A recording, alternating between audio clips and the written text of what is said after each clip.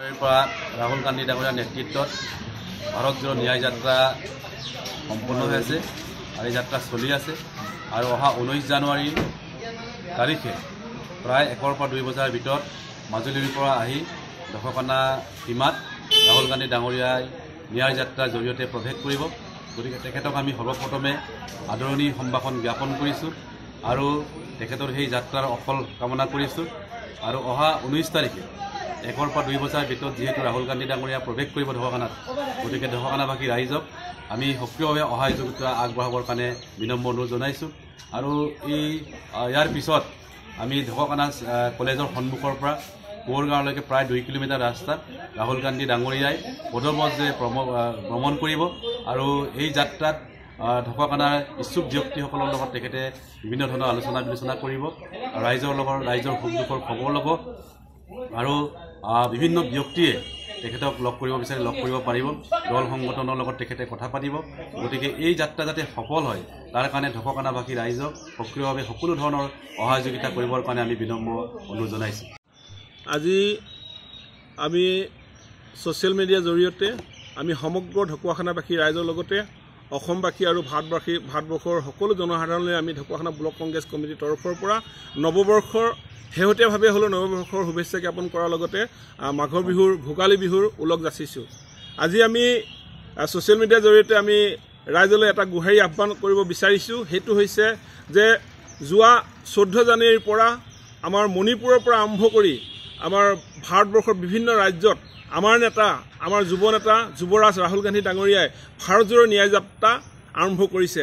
এই ভাৰত জোড়ো ন্যায় যাত্ৰাত আমাৰ আহি অহা 19 জানুৱাৰী তাৰিখে আমাৰ ঢকুৱাখানাটো পদাৰ্পণ কৰিবহি। গতিকে ঢকুৱাখানাৰ আমাৰ সমষ্টিৰ আমাৰ সীমা আমাৰ হুমদিয়া নদী দলঙৰ পৰা আমাৰ সীমা পৰিছে। আমি তাৰ পৰা আমাৰ বালিদেউৰী লগতে আমাৰ কেকুৰি সোণাই চাপৰি খজুৱা এনেধৰণে আহি ব্লক চাৰিআলি ঢকুৱাখানা মেইন চাৰিআলি মাজেদি গৈ বাটমাৰী ঘিলামৰা হৈ তেওঁ গোগামুখত ৰাতি যাপন কৰিব। গতিকে মই প্ৰথমেই ঢকুৱাখানা ব্লক কংগ্ৰেছ কমিটিৰ তৰফৰ পৰা অহা 19 জানুৱাৰী তাৰিখে যি আমাৰ ভাৰত জোড়ো ন্যায় যাত্ৰা হ'ব এই যাত্ৰাত সমগ্ৰ ঢকুৱাখানাবাসী ৰাইজৰ লগতে অসমৰ সকলো জনসাধাৰণক আমি এই কাৰ্যসূচীত অংশগ্ৰহণ কৰি সফল ৰূপায়ণ কৰিবৰ বাবে মই আহ্বান জনাইছোঁ। লগতে আমি একো ক'ব লাগিব যে বৰ্তমান অসমৰ বিজেপি চৰকাৰৰ মুখ্যমন্ত্ৰী হিমন্ত বিশ্ব শৰ্মা আৰু কেন্দ্ৰৰ আমাৰ প্ৰধানমন্ত্ৰী নৰেন্দ্ৰ মোদী ডাঙৰীয়াৰ নেতৃত্বত আমাৰ অসমত তথা ভাৰতবৰ্ষত জনসাধাৰণৰ ওপৰত যেনেধৰণে মূল্য বৃদ্ধিৰ পৰা আৰম্ভ কৰি আমাৰ আৰ্থিক সামাজিক আৰু ৰাজনৈতিকভাৱে মানুহক যেনেধৰণে শোষণ কৰিছে ইয়াৰ বাবে আমাৰ ভাৰত জোড়ো ন্যায় যাত্ৰাৰ জৰিয়তে ইয়াৰ আমাৰ এটা সুফল হ'ব।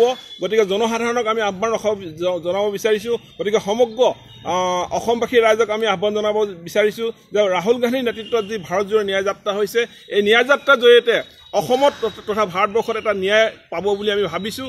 গতিকে আমি আৰু এটা কথা ক'ব বিচাৰিছোঁ যে কেন্দ্ৰৰ বিজেপি চৰকাৰে 2024 চনৰ যি লোকসভা নিৰ্বাচন অনুষ্ঠিত হ'ব এই নিৰ্বাচনত যি তেওঁলোকে ইভিএমৰ জৰিয়তে নিৰ্বাচন অনুষ্ঠিত কৰিব বিচাৰিছে আমাৰ সুপ্ৰিম কোৰ্টৰ এডভোকেটসকলে ইতিমধ্যে যে ইভিএমত যে টেম্পাৰিং হয় এই বস্তুটো ইতিমধ্যে ছ'চিয়েল মিডিয়াৰ জৰিয়তে সমগ্ৰ ভাৰতবৰ্ষৰ জনসাধাৰণক কথাটো অৱগত কৰিছে আৰু আমিও বিশ্বাস কৰিছোঁ যে সঁচাকৈ ইভিএমত টেম্পাৰিং হয় বুলি আমি ভাবিবলৈ বাধ্য হৈছোঁ। গতিকে আমি ভাৰতবৰ্ষৰ বিজেপি চৰকাৰৰ লগতে ভাৰতবৰ্ষৰ নিৰ্বাচন আয়োগক আমি ঢকুৱাখানা ব্লক কংগ্ৰেছ কমিটিৰ তৰফৰ পৰা ভাৰতীয় জাতীয় কংগ্ৰেছ দলৰ তৰফৰ পৰা আমি আহ্বান ৰাখিছোঁ যে 2024 চনৰ যি লোকসভা নিৰ্বাচন অনুষ্ঠিত হ'ব এই নিৰ্বাচনত বেলট পেপাৰৰ জৰিয়তে নিৰ্বাচন অনুষ্ঠিত হওক।